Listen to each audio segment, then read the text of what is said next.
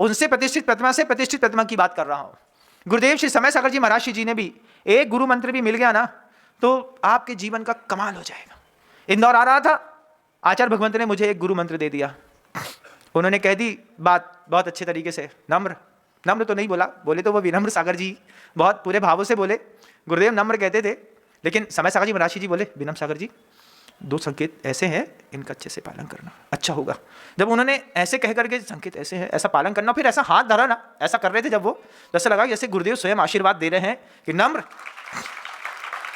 सब अच्छा होगा। और 100 दिन होने को आते हैं इंदौर शहर के अंदर, और जो कुछ भी हो रहा है, मैं तो मानता हूं कि गुरुदेव श्री समय सागर जी महाराज जी के 2 संकेत के कारण ही इतना सब कुछ हो पा रहा है, क्योंकि माध्यम पवित्र है। इस माध्यम के कारण, इस माध्यम के अवरोध आने पर सब कुछ खराब हो जाता है। 66 दिन खराब हो गए श्रावकों के, भगवान महावीर स्वामी के केवल ज्ञान होने के बाद के 66 दिन और मिले होते तो प्रभु से और कुछ सुनने और समझने का मौका मिलता। माध्यम की पवित्रता संसार की सबसे ऊंची पवित्रता है। जिनके हाथ में इस माध्यम की संयोजनाएं रहती हैं, वे सारे सौधर्म इंद्रों को, कुबेरों को इस बात को सोचना चाहिए कि कहीं पर भी अगर माध्यम खराब हो गया तो फिर क्या गुरु दोबारा मिलेंगे, समय दोबारा मिलेगा? मैं भी तो माध्यम हूं, क्या ये माध्यम आपके घर का है? घर का थोड़ी है, ये तो गुरुदेव के घर का है, और जहां का है मैं तो वहीं चला जाना है मुझे। लेकिन जब तक आपके लिए ये साधु रूपी माध्यम है, आप इस माध्यम का भी बहुत अच्छा उपयोग करिए। आप सबको एक प्रेरणा दूंगा और ये भी कहूंगा कि वो जो आचार भक्ति होती है ना, वो आचार भक्ति आपके जीवन का अंतराय काटती है। अंतराय 5 प्रकार के होते हैं, आपको पता है? पता तो होंगे, फिर भी हम बताते हैं।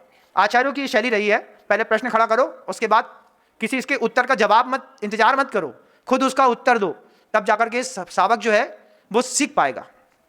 दान, लाभ, भोगोपभोग, वीर्याणि च, ये 5 प्रकार का कर्म का क्षयोपशम होता है, इसी का क्षायिकपना होता है, इसी में अंतराय पड़ते हैं, इसी का उपशम होता है। उपशम भी होता है, क्षय भी होता है, मतलब औपशमिक भी होता है, क्षायिक भी होता है, क्षयोपशमिक भी होता है, और इसी में अंतराय पड़ते हैं। किसमें? दानांतराय कर्म का उदय। दानांतराय कर्म का उदय, मैं अच्छी बात आपको देना चाहता हूं, लेकिन अगर मान लीजिए माध्यम सही नहीं है तो दानांतराय कर्म का उदय। कर्म का उदय कब? जब पूरा पुरुषार्थ करने के बाद भी सफलता ना मिले, तब समझना कर्म का उदय। पुरुषार्थ ही ढंग से नहीं करो और बोलो कि कर्म का उदय है, गलत बात है। बार बार मैं नहीं कहूंगा, एक बार तो कहूंगा। फिर लाभांतराय कर्म का उदय, मैं देना चाहता हूं, अचानक मान लो लाइट गोल हो जाए, अच्छी बात बोलना चाहता हूं, आप तक कान तक आवाज ही ना पहुंचे, तो आपके लाभांतराय कर्म का उदय कब? जब लाइट गोल होने के बाद भी मैं तेज तेज आवाज में बोलूं तो समझना कि अभी भी लाभांतराय कर्म का उदय चल रहा है। लेकिन मेरी बोलने की इच्छा ही खत्म हो जाए तो फिर लाभांतराय कर्म का उदय। दान, लाभ, भोग, उपभोग भी होते हैं। कई चीजें होती हैं, एक थाली भोजन पत्नी ने रख दिया बहुत अच्छा गर्म बना करके, गए बहुत दिन बाद नाना के घर में, नाना को याद थी जो मोड़ा जो खाद है, घर में कह करके सब बनवा के रख दिया। जैसी रखा बच्चा हंसने लगा, बोले नाना अब हम बड़े हो गए, अब हम बड़े आदमी हैं, अब हमें शुगर है, हाइपरटेंशन है, डायबिटीज़ है, अब हम पूड़ी हलवा नहीं खा सकें। अब उनसे बोलो मूंग की दाल बनाए उबली वाली और सूखी रोटी, के बिना इसके अलावा हम कुछ नहीं खा सकते। वस्तुएं सब उपलब्ध हैं, आप खा नहीं सकते। लाभांतराय कर्म का उदय। भोगांतराय कर्म का उदय। फिर उपभोगांतराय कर्म का भी उदय होता है। शाम को 7 बजे कपड़े प्रेस करके रखे थे, सुबह सो के उठा तो अचानक देखा कि शर्ट गायब, कहां गई? क्रोध में आकर के पूछी माधुरी शर्ट कहां है? अब माधुरी बेचारी सक पका गई। माधुरी क्या बोले? माधुरी क्या है, किसका नाम है? किसी को, महाराज जी को कोई पसंद होगी? हाँ हमारे घर में है इसलिए हम बोल देते हैं, जो भी नाम है वो सब हमारे घर के हैं। तो पूछा माधुरी शर्ट कहाँ है? अब माधुरी ने वो शर्ट धो दी, ये सोच करके कि सामने शर्ट में 2 दाग दिख रहे हैं, इनको साफ सुथरी शर्ट पसंद है तो आपके पास अच्छी सोच, आपने किया भी अच्छा। अब माधुरी के श्रीमान जी का तो भेजा खरक गया ना, क्या हो गया? हमने रात में प्रेस करी थी, यही पहन के जानी थी, अब धो दी है, दूसरी पहन लो। उपभोगांतराय कर्म का उदय।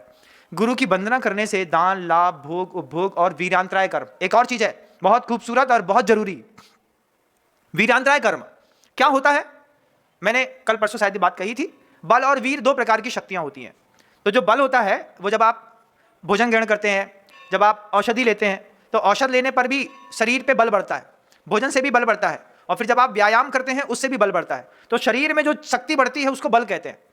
और आत्मा की एक शक्ति है जिसको उत्साह शक्ति कहते हैं। काम करने से पहले बच्चा तैयार, हम करेंगे। मम्मा ने पूछा क्यों, पापा को टिफिन लेके कौन जाएगा? 2 लड़के खिसक लिए, हम नहीं जाएंगे, इतनी दूर कौन जाएगा? एक मम्मी हम जाएंगे। हाँ, अभी जो बोल रहा है मम्मी हम जाएंगे, इसके पास उत्साह शक्ति, इसका वीरांता कर्म का तीव्र क्षय उपशम है। कौन जाएगा? हम करेंगे। ये काम कौन करेगा? हम करेंगे। तो फिर घर के अंदर भी माता पिता कहते हैं ई मोड़ा को सब करना है, कोई करे नहीं करे जो ही करे। क्यों करेगा? क्योंकि उसकी वीरांता कर्म का तीव्र क्षय उपशम है, उसकी उत्साह शक्ति बहुत अच्छी है। प्यार से बोलती माँ बेटा हम कर लेंगे, नहीं नहीं हम करते हैं ना। तो जो ये बार बार हम करने की जो आदत होती है और जो बच्चे करते हैं, जो अंदर से उत्साह दिखाते हैं हर चीज में, छोटे छोटे बच्चों को देखिएगा, समय शिखर जी चढ़ाते हैं जब आप, तो छोटे छोटे बच्चे, आपने 5,000 रुपए करके डोली करी बच्चे के लिए, बच्चे बोलते नहीं हम पैदल चढ़ेंगे। क्यों? अंदर उत्साह शक्ति है। बार बार माँ से पूछता है भगवान कहाँ है, भगवान कहाँ है, भगवान कहाँ है, अभी बहुत दूर है, अभी बहुत दूर है, कब आएंगे? अच्छा अभी ये पूरी पार करो तब आएंगे। अच्छा तुमको गोदी ले लें, पानी पी लो, पहले गौतम स्वामी की टोंक के दर्शन करूंगा उसके बाद पानी पीऊंगा। आपको आश्चर्य लगता है कि हमारा लड़का हम ही को खिलात हम ही को पिलात, जो मोड़ा 9 किलोमीटर चढ़ गओ अभी तक इन्हें एक बूंद पानी नहीं पियो और डोली में नहीं बैठा, पैदल चल गया। अंदर क्या है? वो उत्साह शक्ति। तो वो जो वीरांतराय कर्म का क्षय उपशम होता है, वो भी आचार्यों की सेवा करने से, भक्ति करने से वो चीज भी बढ़ती चली जाती है। नहीं तो उसमें अंतराय कर्म पड़ते हैं। हम चाहते हैं अच्छा करना, कभी कर नहीं पाते। तो ये जो सिद्ध भक्ति, शुद्ध भक्ति, आचार भक्ति है, ये सिर्फ साधुओं का जीवन का अंग नहीं है, ये गृहस्थों के जीवन का भी अंग है। मान लीजिए आप यहाँ पे आकर के ना भी कर पाए, तो भी आप अगर घर के अंदर भी करेंगे तो आपके व्यवहारिक ज्ञान के क्षय उपशम में भी बहुत वृद्धि होगी, व्यवहारिक जीवन सुधरेगा, साथ ही साथ आपकी व्यवहारिक पैठ भी बहुत अच्छी बनेगी। अच्छे गुरु के सामने विनय से खड़े होने वाले और शालीन शब्दों में अपनी बात रखने वाले गुरु के दिल में भी समा जाते हैं। लेकिन अगर मान लीजिए विपरीत होता है तो अंतराय कर्म बढ़ता चला जाता है। तो जैसे दुनिया में बहुत सारे माध्यम है, शब्द माध्यम है, गुरु माध्यम है, संवाद माध्यम है, सौधर्मेंद्र माध्यम है, कुबेर माध्यम है, जिनालय माध्यम है, ये सब माध्यम है। मंदिर भगवान का मंदिर नहीं है। ये जो मन के अंदर धारणा है ना, भगवान का मंदिर बना दिया, भगवान क्या करेंगे तुम्हारे मंदिर में आकर के?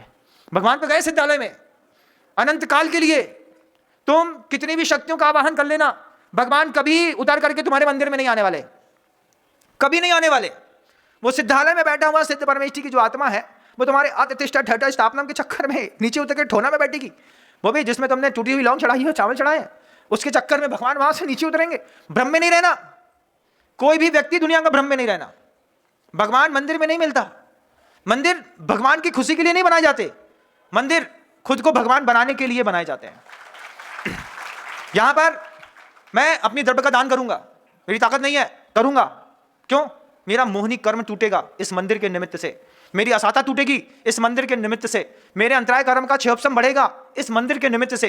वो मंदिर किसी भगवान के, किसी गुरु की खुशी के लिए नहीं, उस मंदिर में दिया गया दान तुमको भगवान बनाएगा, आज नहीं तो कल। ये बात बिल्कुल तय है। ये मैं नहीं कहता, आगम कहता है। आगम कहता है ये बात को कि अगर मंदिर के अंदर दिया गया दान सिर्फ दान नहीं है, तुमने मोहनी कर्म तोड़ा। कल देखो वो श्रावक बीच में आ गए, कोई नहीं पहचानता, संकल्प हमारा बता रहा था, लोग उनको धक्का देकर के पीछे कर रहे थे। उनसे कहा कि आपका थोड़ा पैर पैरालाइज है, आप आराम से यहीं पे बैठ जाइए। वो बैठते बैठते बोलते हैं, प्रवचन सुनते सुनते हमसे कहते हैं महाराज जी हम आपके प्रवचन यूट्यूब में सुन रहे थे, तभी हमको रोना आ गया था, तभी हम सोच के आ गए थे कि आज हमको आपको दान की घोषणा करनी है। उन्होंने 51 कलश की राशि की घोषणा की मंदिर निर्माण के लिए। हमने पास में आकर के बस इतना सा कहा आप एक बड़ी प्रतिमा रख लीजिए, तो वो क्या बोलते हैं आप ही घोषणा कर दीजिए। हमने कहा 1,51,00,000 की है। बोले आप कर दीजिए महाराज जी, हम देंगे पैसा। उनका छोटा भाई अभी कमरे में आया तो क्या बोलता है, छोटा भाई मंदिर कमरे के अंदर आकर के बोलता है हमसे महाराज जी आशीर्वाद दीजिए, 3 दिन के अंदर एक काम होने जा रहा है, अगर वो काम सफल हो गया तो ये 1.5 करोड़ रुपए बहुत छोटा हो जाएगा, हम मंदिर का शिखर बनाने की भावना रखते हैं। व्यक्ति क्या कर रहा है? दान देकर के अपने लाभांतराय कर्म का क्षय उपशम बढ़ा रहा है। प्रभाव दिख रहा है, यथार्थता दिख रही है शरीर की। शरीर में डायबिटीज है, पैरालाइज हो गए हैं, आदमी को वक्त पे दिख जाए कि हम साथ में तो एक फूटी कौड़ी लेकर के जाने वाले नहीं है। और एक बात बिल्कुल ध्यान रखिएगा, कितने ही वैभव इकट्ठा कर लो, जिस दिन तुम निपटे, जिस दिन तुम्हारी खीर पूरी बटी, उसके बाद सबसे पहले संपत्ति पे बंटवारा है। क्या है? सबसे पहले तो भाई भाई में विवाद। किस बात का? पता करो तिजोरी में काका है। फिर धीरे से मम्मी पता चली रो रही है, इतने बहुवन ने जाकर के मम्मी को पूरा ट्रंक छान मारो। इनकी करधनी थी भाई, एक 18-12 तोला की करधनी थी, एक गले में 5